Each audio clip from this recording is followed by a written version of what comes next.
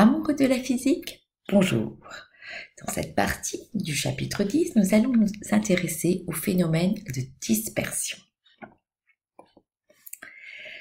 Pourquoi obtient-on un arc-en-ciel quand la lumière passe par un prisme? Ou on peut poser cette question d'une autre façon.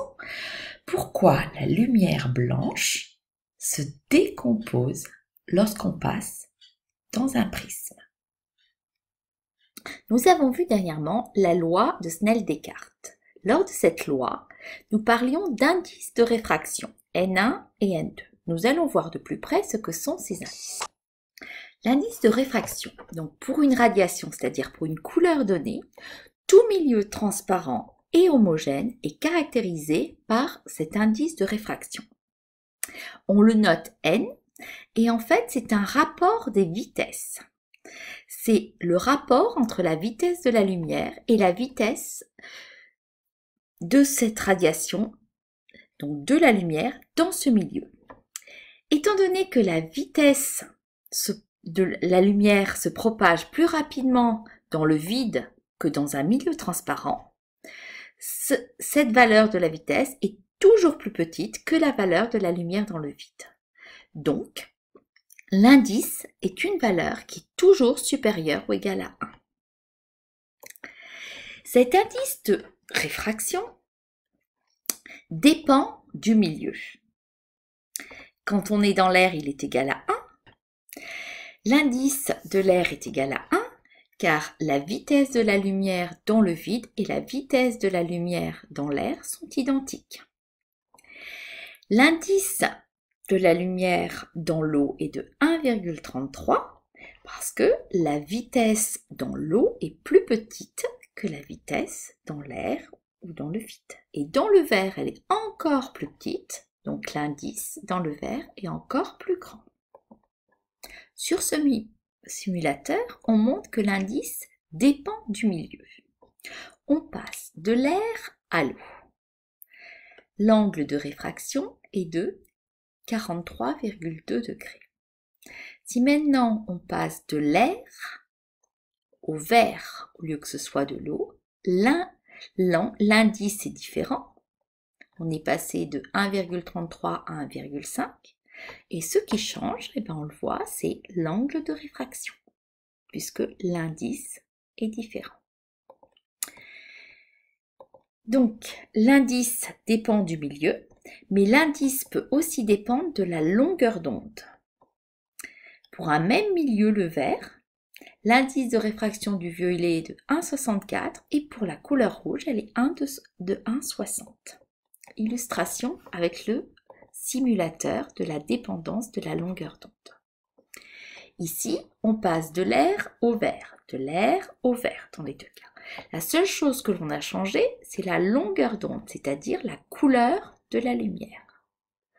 Dans le rouge, on est à 624 nanomètres. Dans le bleu, on est à 453 nanomètres. Donc, quand la couleur change, regardez ce qui change, l'angle de réfraction. Et si l'angle de réfraction change, on passe de 37,5 à 37,2, c'est parce que l'indice a changé. Pour le rouge, il est de 1,501. Pour le bleu, il est de 1,510. Donc, l'indice de réfraction dépend du milieu et de la longueur d'onde.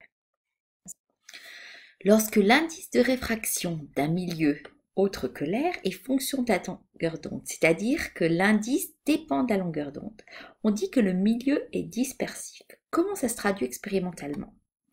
C'est très simple.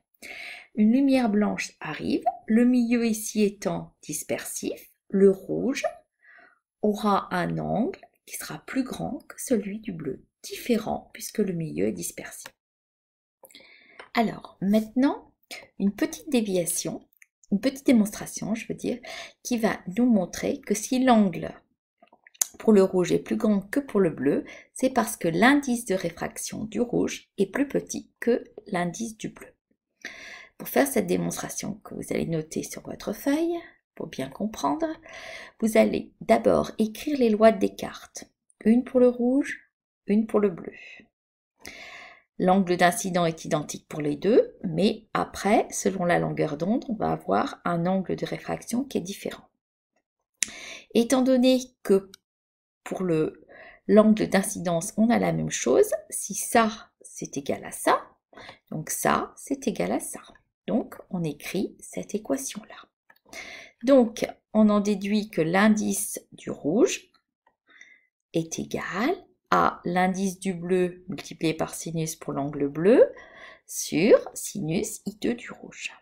Donc, si cet angle-là pour le rouge est plus grand que celui-là, cela impose que l'indice du bleu soit plus grand que l'indice pour le rouge. Voilà la petite démonstration. Un autre exemple de dispersion. Quand on fait le prisme, on a deux dispersions. Une ici et une ici. Et donc, le fait d'en avoir deux, ça accentue et on voit vraiment ici la lumière blanche qui est dispersée, qui se décompose. Donc, cette décomposition se fait soit avec le prisme, soit avec le réseau. On dit que le prisme et le réseau sont des systèmes dispersifs.